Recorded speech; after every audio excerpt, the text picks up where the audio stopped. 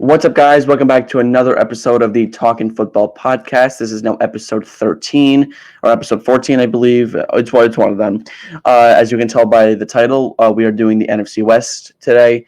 I meant to get this video out yesterday, but I did not, and I apologize for that. If you want to keep up to like my updates and stuff like that, just check my IG story. That's Talkin Football Pod on Instagram. And that's kind of what I update. I said, we won't be able to get this out today, but we're getting this out today. We're doing the NFC West. Let me roll the intro, and we'll get right into record predictions.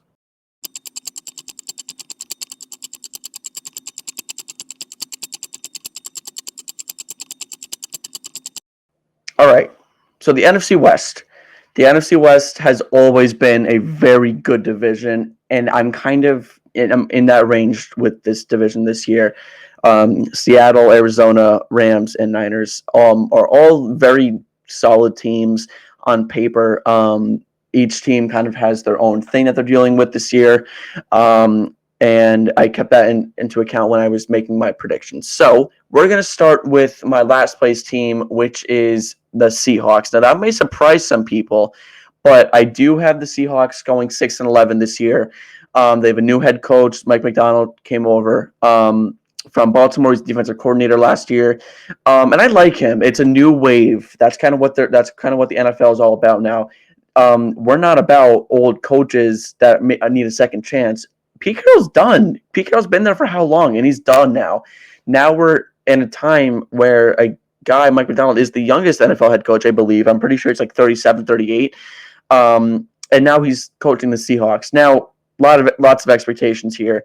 Look, and they have a good team. I just feel like with a new head coach, I think it's going to take a little bit for them to develop. I would watch out for this team next year. I still think they need to build up that front seven a little bit more, build up that offensive line just a little bit more, and then they'll be a dangerous team. But those trenches still concern me a little bit, even though they added Byron Murphy, and even though they still have young guys on the offensive line like Abraham Lucas. I don't think that this is a team that does better than 6-11. And also, I could be wrong. I'm not a Geno Smith guy. I think he's a good quarterback, but I don't know if he's going to repeat what he did in 2022.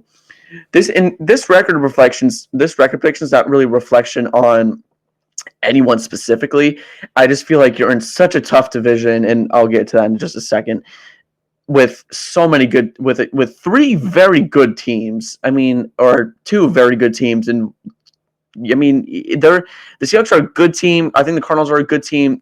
The Rams are a very good team, and the Niners are a great team. When you're in a division like that, it's going to be hard to get wins consistently, and I just don't see them doing that this year. But that still does not stop me from admitting DK is great. JSN is going to have probably a breakout year.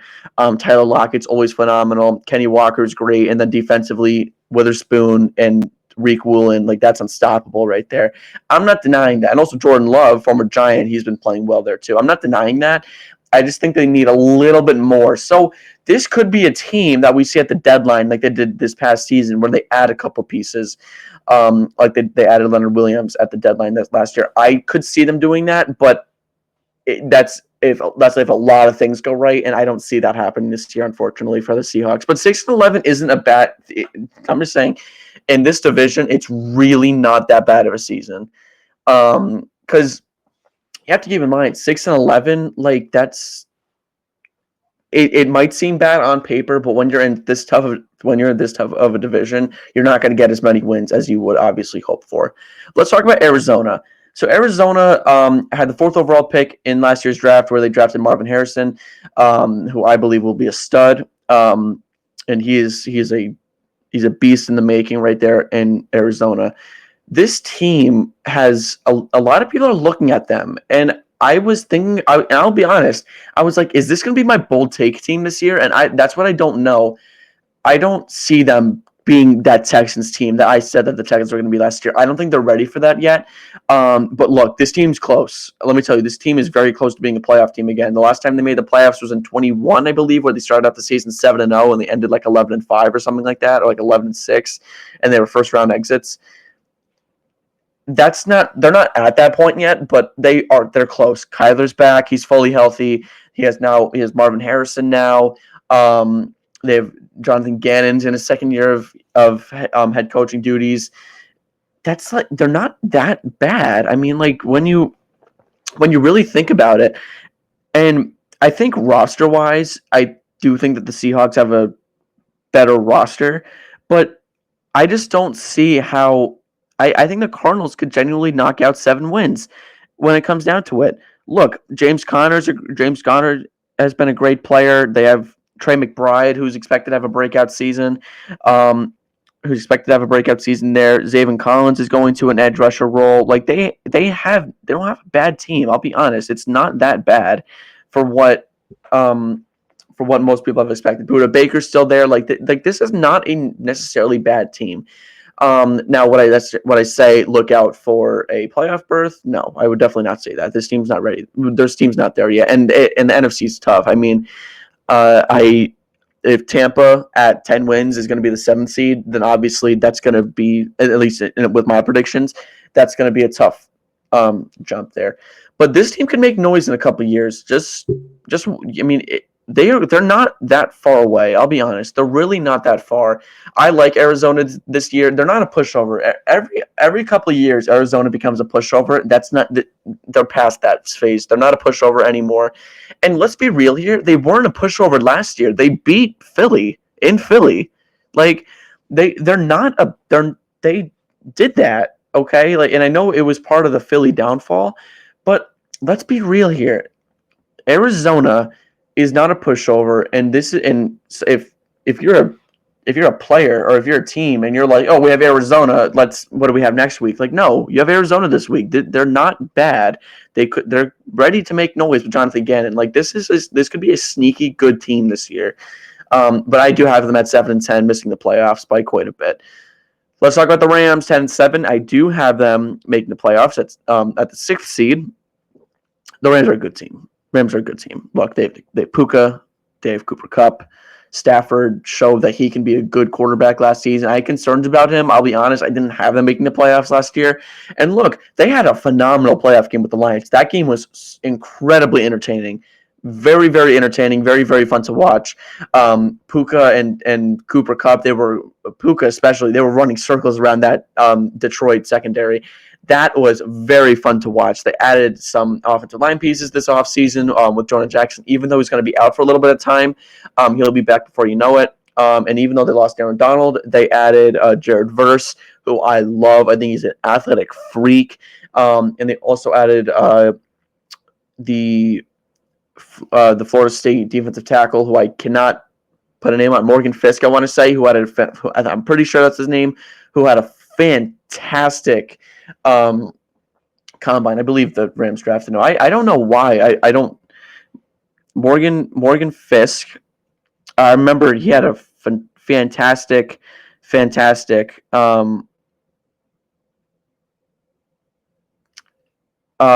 a fantastic combine. He was very, very good. He's Braden Fisk, that's his name. Braden Fisk, not Morgan Fisk. Braden Fisk, that's his name.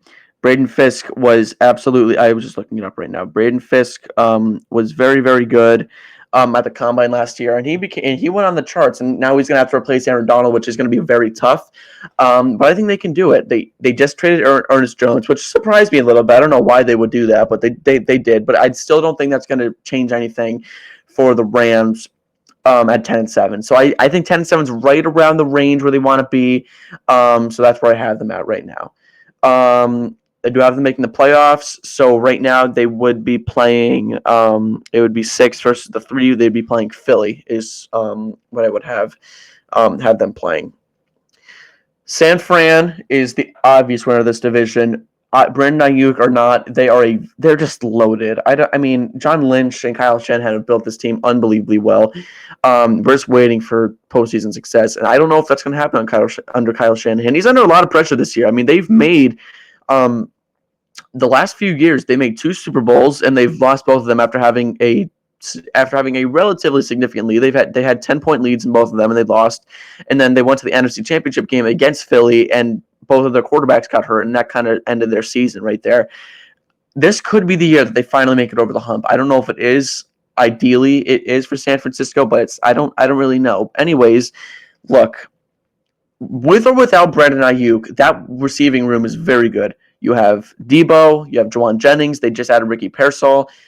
This is a good team. Kittle, CMC. They just lost Mitchell for the year, but they have that backup running back who I'm blinking on a name. I don't remember who, but he's been phenomenal. He's been very good in the Mason. That's his name. Mason has been very good in the preseason. And they do have a problem with Trent Williams. He says he's not playing without a new contract, so that's probably going to have to get shored up. But even without Trent Williams or Brandon Ayuk, I still see this team going 13-4. I mean, they're just, and defensively, they're so dominant. I mean, you have Bosa, you have Hargrave, you have Fungus coming back, you have Char Ward, you have Fred Warner, and even though Drake Greenlaw is out, they're still a very, very good team. They're still a scary team. And San Francisco is not a team I would want to play right now. They're just a very good team. And if I'm a GM, I'm basing my game off of San Francisco. They draft an edge rusher early. Try and get a draft where you have a top pick, get an edge rusher early, and just build around him. They have a quarterback, and on the offensive side of the ball, they have a quarterback who's drafted mystery relevant, and they make him look unbelievably good. Doesn't matter what game he's playing in, they always make him look good, and that is what the Niners are about. They're about making quarterbacks look good. They've been doing that for forever, basically. So that's how we're going to end the episode here. A little short. Maybe not really. We're going to be around 12 minutes, so that's okay. I don't know if I'm going to have the NFC North come out at the same time that this video comes out at. I probably will. So after this video drops, look over at the NFC North. That will be coming out as well. And that'll wrap up the NFC for that'll wrap up the NFC record predictions. Then we'll get to the AFC record predictions, and then we'll do, like I said, we're gonna do full league predictions, awards and playoffs, and then then football's gonna be here, and that's that. That's how we're going to end it here. This is Talking Football. That's what I gotta say about that.